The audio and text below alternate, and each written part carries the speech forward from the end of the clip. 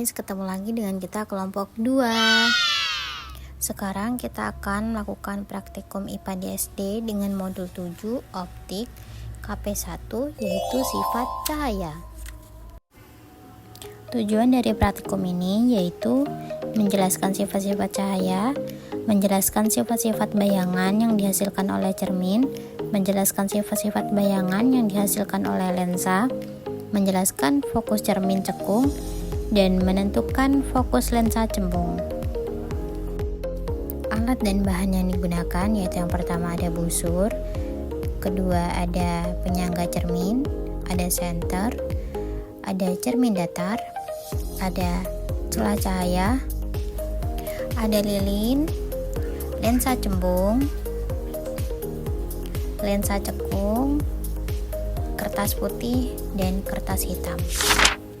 Langkah pertama yaitu kita susun terlebih dahulu lampu senter dan celah cahaya di depan cermin datar seperti video ini. Selanjutnya yaitu kita nyalakan lampu senter dan kita amati dengan baik jalannya berkah cahaya pada saat sebelum dan sesudah mengenai cermin datar. Lalu kita ukur besar sudut datang dan besar sudut pantul.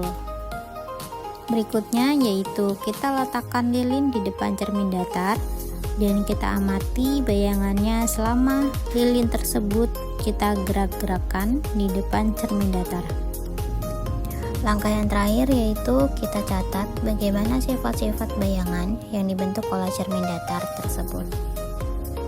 Selanjutnya kita melakukan uji coba menggunakan busur sebanyak 5 kali. Pertama, sudut datangnya yaitu 90 derajat dan sudut pantulnya 90 derajat. Yang kedua, sudut datangnya 70 derajat dan sudut pantulnya 70 derajat. Yang ketiga, sudut datangnya 50 derajat dan sudut pantulnya 50 derajat. Keempat, sudut datangnya 30 derajat dan sudut pantulnya 30 derajat. Dan yang terakhir, sudut datangnya 20 derajat dan sudut pantulnya 20 derajat.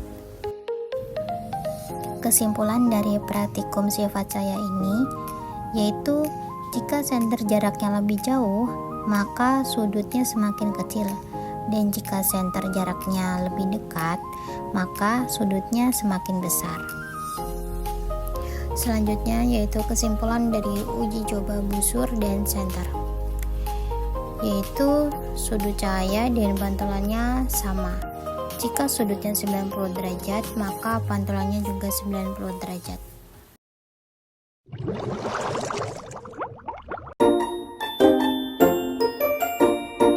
Halo semua, sekarang kita lanjut ke KP2 yaitu lensa cembung dan cermin cekung.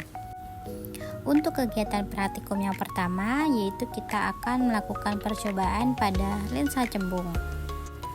Tujuan praktikum pada kali ini yaitu yang pertama menentukan jarak titik api F lensa cembung, yang kedua menentukan kekuatan lensa cembung P, dan yang ketiga menentukan jarak titik api F cermin cekung. Adapun alat dan bahan yang kita gunakan, yang pertama ada meja optik lengkap, kedua lensa cembung, ketiga cermin cekung, keempat layar, dan yang kelima sumber cahaya yaitu lilin.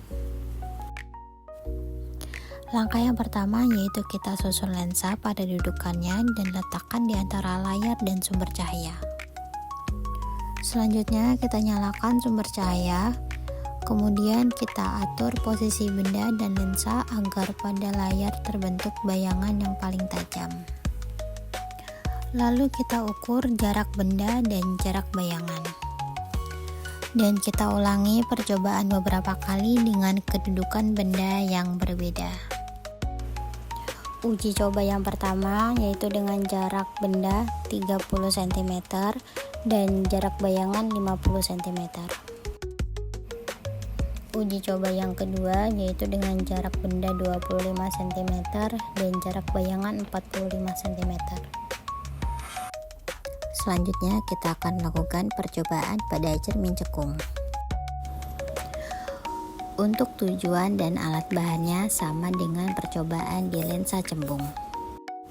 Lanjut, sekarang kita masuk ke percobaan cermin cekung. Yang pertama, kita susun alatnya seperti yang ada di video. Lalu yang kedua, kita nyalakan sumber cahaya dan atur kedudukan benda dan layar agar pada layar terbentuk bayangan paling tajam. Lalu kita ukur jarak benda dan jarak bayangan. Yang terakhir, kita ulangi percobaan beberapa kali dengan kedudukan benda yang berbeda. Percobaan pertama, kita menggunakan jarak benda 3 cm dan jarak bayangannya 35 cm.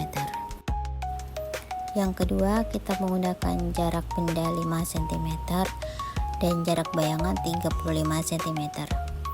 Yang ketiga, kita menggunakan jarak benda 6 cm dan jarak bayangan 35 cm. Yang keempat, kita menggunakan jarak benda 9 cm dan jarak bayangan 35 cm.